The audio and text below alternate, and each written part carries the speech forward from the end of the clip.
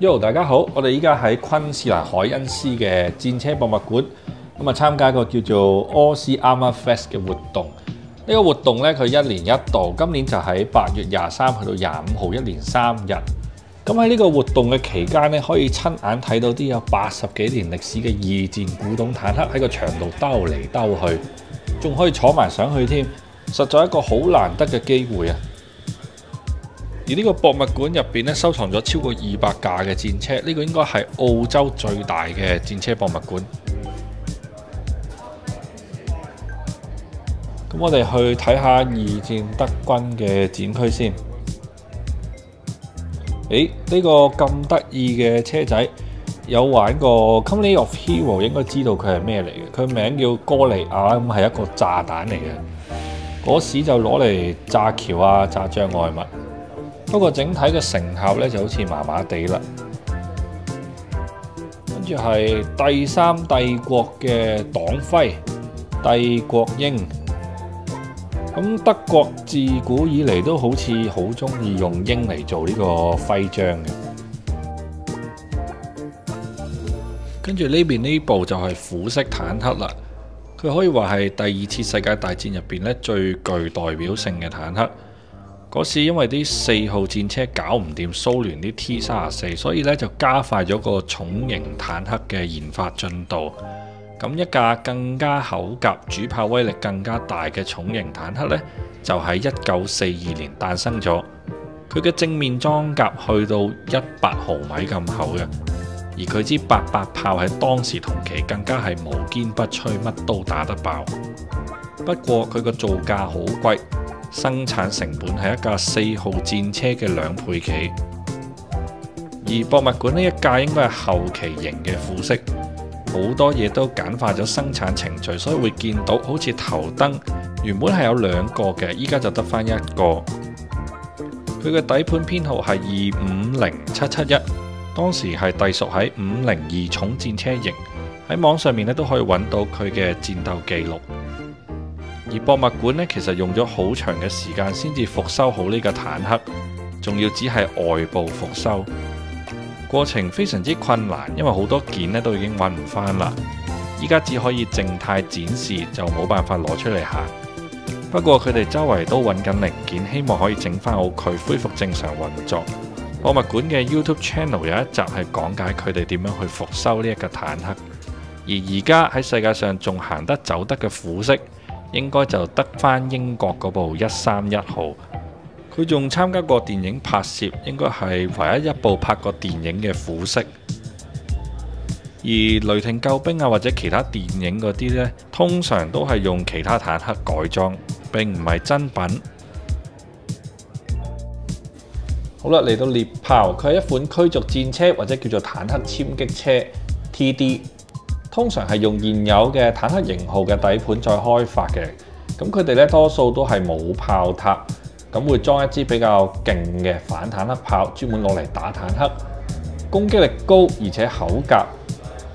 獵豹上面呢支炮係叫做 PAC 43型88炮，喺當時咧基本上又係無敵嘅存在。雖然裝甲厚度得80毫米，唔算係特別厚，但係因為佢係傾斜裝甲，所以實際出嚟嘅防彈效果咧係相當之出色嘅。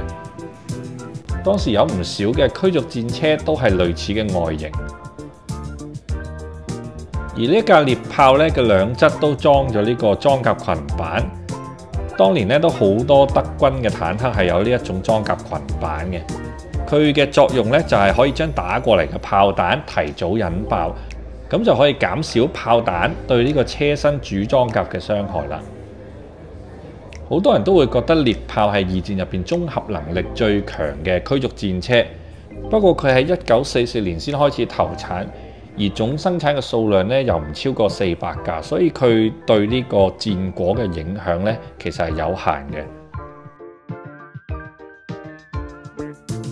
跟住睇埋呢邊有啲榴彈炮、迫擊炮，天花板呢個就特別啦，佢唔係飛機嚟嘅，而係 V1 飛彈。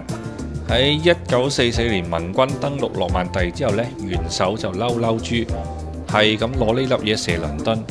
咁多數呢都係喺法國沿岸嗰啲斜坡發射台度發射嘅，咁所以個準確度呢就麻麻地啦，但係都造成咗唔少嘅傷亡。呢部係自走炮，咁主要用嚟做火力支援啦、開頂、脆皮裝甲。4號 E 短炮塔，非洲軍團嘅，又係半履帶裝甲車。防空炮好多炮，好啦，係時候去戶外望下啲識喐嘅坦克。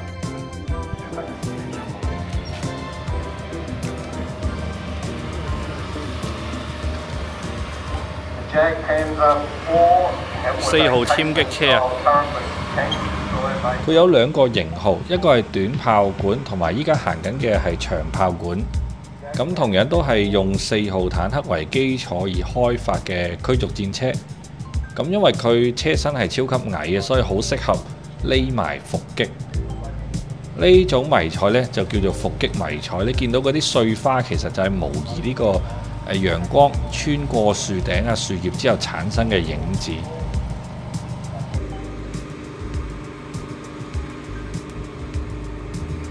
跟住呢部係4號突擊炮，佢又係用4號底盤研發出嚟嘅。咁設計嘅目的咧係支援呢個步兵行動，近距離打碉堡啊、打陣地嗰啲。咁車頂亦都配備咗機槍。呢架4號突擊炮呢，你會見到有一條條又凹又凸嘅橫紋。佢其實係一種防磁嘅塗層，因為當時有一種磁鐵反戰車手榴彈，佢係利用呢個磁力啊，咁啊吸住喺呢個裝甲表面。咁加咗呢個塗層之後呢，就可以防禦呢啲咁嘅磁性武器。咁但係本身會用呢啲磁性武器嘅敵人呢，其實就唔多。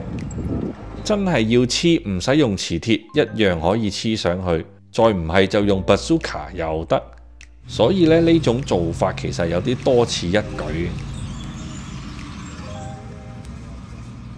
咁去到4號戰車啦。呢個係比較早期嘅 D 型短炮管嘅，咁呢個 D 型應該係全世界而家唯一一架仲可以喐到嘅4號 D。咁講真，其實4號戰車先至係德軍嘅主力戰車，因為幾乎咧成個二戰嘅戰場上面都會見到佢嘅蹤影，由初期嘅 A 一路去到尾期嘅 J。再加上用佢底盤衍生出嚟嘅各種戰車，龐大嘅家族呢，其實根本數都數唔晒。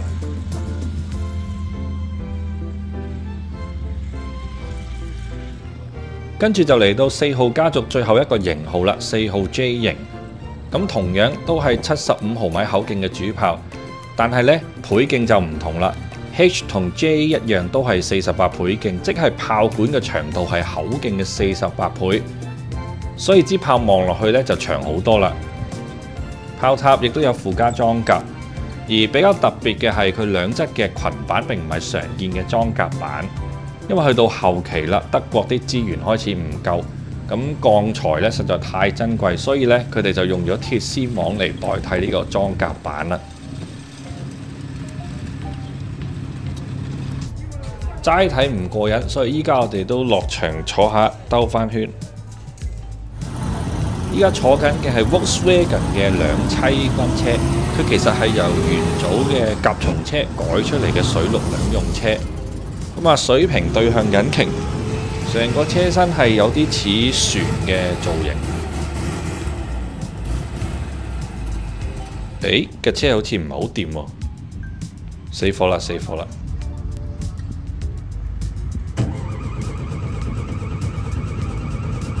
係咁撻都撻唔着。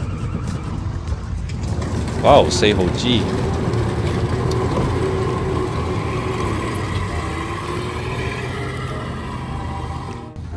最後都係搞唔掂，要人手推車。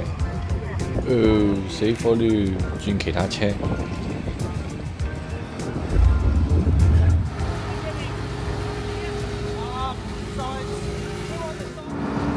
我依家坐咗喺4號 G 型無線電通訊兵嘅位置，哇！呢個視覺真係好正。咁4號戰車係要5個成員嘅，嗰隔離嘅就係駕駛員，指揮官就喺車頂，而無線電通訊兵係同時兼顧呢個正面嘅機槍手。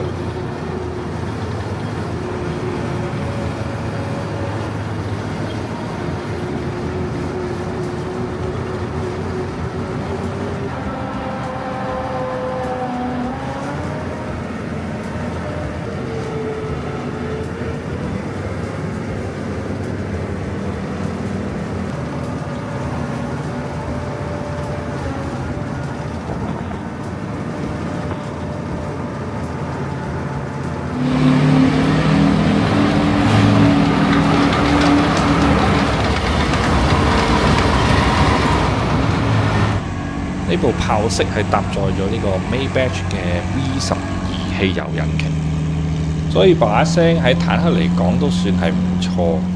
炮式呢，佢喺1942年開始服役，咁但係喺當時呢，佢同其他德國傳統設計嘅坦克係非常之唔同嘅。例如你睇翻2號、3號、4號甚至虎式坦克，佢哋都係偏向中意用好厚嘅垂直裝甲。咁但係喺炮式上面呢，佢哋係用咗呢個傾斜裝甲嘅。好多説法都會話佢係參考咗當時蘇聯 T-34坦克嘅設計。正面嘅裝甲係80毫米，不過佢係傾斜裝甲，所以其實佢個防禦力呢應該係接近虎式坦克嘅。咁見到呢架炮式嘅車身有好多一格格嘅紋路。嗰啲都係其中一種嘅防磁塗層。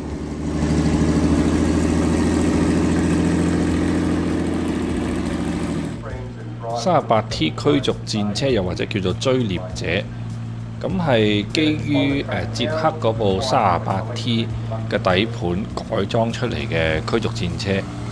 咁用 38T 改出嚟嘅戰車其實又係多到數唔晒嘅。咁追獵者就係其中一款。傾斜裝甲、低矮嘅造型、短小精幹、生產又簡單，所以去到2戰結束之後，有唔少嘅追獵者繼續喺其他國家服役到60、70年代先至退役。跟住我哋望下共產陣營蘇聯嘅坦克啦。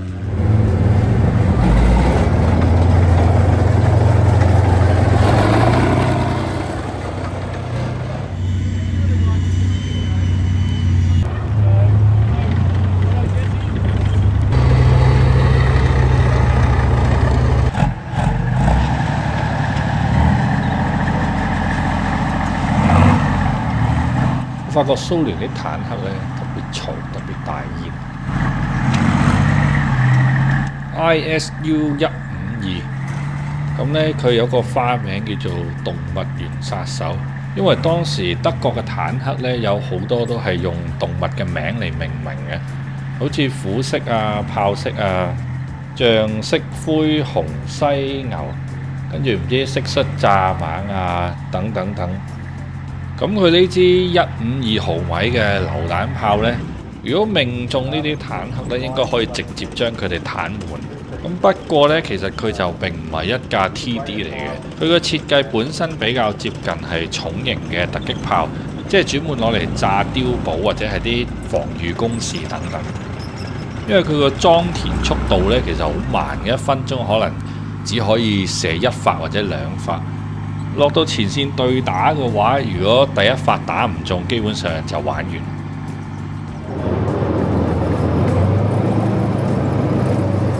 T-72蘇聯喺冷戰時期開發嘅一款主戰坦克啦，扁平而低矮嘅車身，高射速，咁同埋成員組只需要3個人就得啦。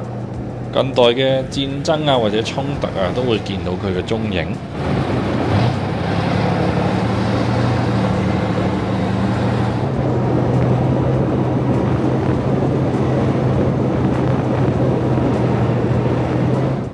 我入返嚟呢度係祖國嘅展區，咁啊見到有堆輕坦啦，前面呢2架都係 T26嚟嘅，左邊呢架係雙炮塔型號，見到呢啲外露嘅鉚釘結構，咁都知道係戰前或者係戰爭初期嘅產物。咁右邊呢架德國灰嘅 T26係黨衛軍嘅塗裝，所以就見到兩個閃電 SS 符號。當時嘅德軍呢都繳獲咗唔少嘅 T26。咁啊，由於佢只係一架輕型坦克啦，咁去到戰爭中後期都冇辦法上前線，咁所以通常都係用喺遠離前線嘅後方支援，可能係反游擊啊、警察部隊或者係部隊訓練咁樣。咁佢嘅能力就相當於係德軍2號坦克或者係 38T 呢一種輕型坦克嘅級別。T60、T70輕坦。嚟到呢架係 SU100啊，係基於 T34嘅底盤開發，咁喺上面就擺咗支100毫米嘅反坦克炮，咁係蘇聯一款嘅驅逐戰車，好使好用。去到戰後喺中東仍然有好多國家都用緊佢嘅。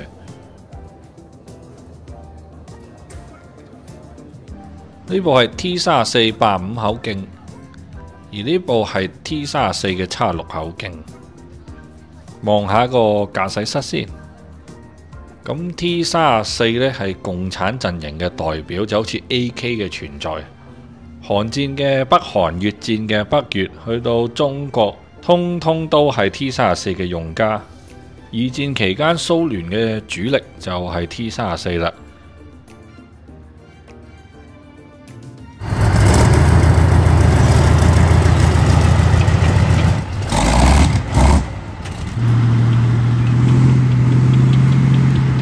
就係要呢啲英國嘅雪曼螢火蟲，咁佢係由美軍部雪曼改出嚟嘅。最明顯嘅分別就係炮塔上面嗰支17磅反坦克炮，火力大過普通嘅雪曼，可以直接威脅到德軍嘅虎式炮式。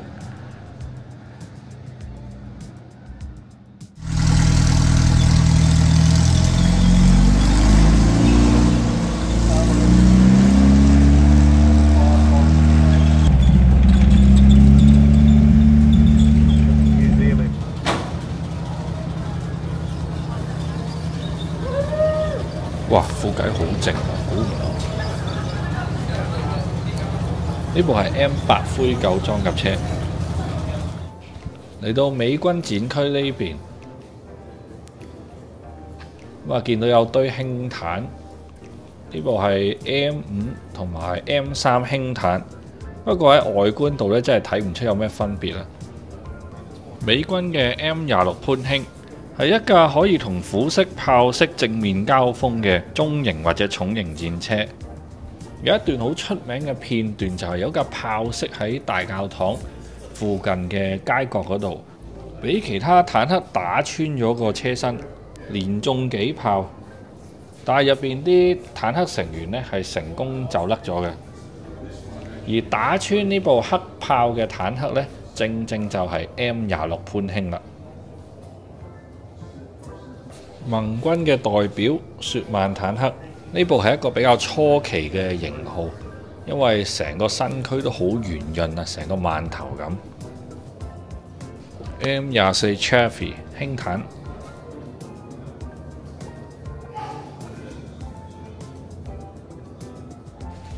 最後就嚟到呢邊嘅展區，咁就係一啲冷戰去到現代嘅戰車。因為成個博物館嘅展品真係太多啦，咁都冇辦法逐一去介紹。除咗睇呢啲坦克之外，佢地下仲有一層呢係靶場嚟嘅，有一堆二戰嘅步槍可以俾大家試射。如果對坦克大炮軍備同埋歷史有興趣嘅朋友呢，有時間都不妨過嚟參觀下。呢度係一個非常之值得參觀嘅軍事博物館。